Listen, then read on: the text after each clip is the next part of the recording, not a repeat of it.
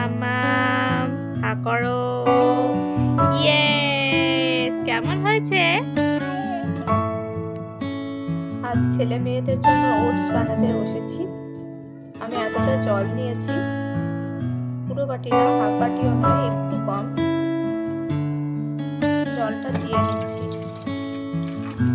যতটা জল দিয়েছিলাম ঠিক ততটাই দুধ দিয়ে নিচ্ছি, গরুর দুধ। এবারে নিয়ে নিয়েছি সাফোলার মাসালা ওটস। এই মাসালা ওটসকে আমি সকালে ব্রেকফাস্টে বা ইভিনিংয়ে টিফিনের হিসেবে দিয়ে থাকি। আমি এই চামচের 4 চামচ মতন ওটস দিয়ে নিচ্ছি।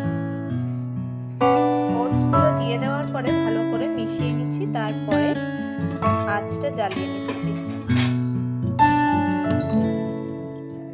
ভালো করে ফুটে গেলেই রেডি হয়ে যাবে।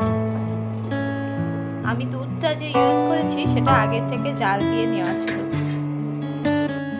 ওটসটা আবার বেশি ফোটালে কিন্তু বেশি ঘন হয়ে যাবে, বাচ্চাদের খাওয়াতে একটু অসুবিধে হবে। যদি সেরকম হয়ে যায় তাহলে একটু দুধ দিয়ে নিলেই ঠিক হয়ে যাবে। ঠিক এরকম ঘনত্ব যখন হবে আমি নামিয়ে রেখে দেবো।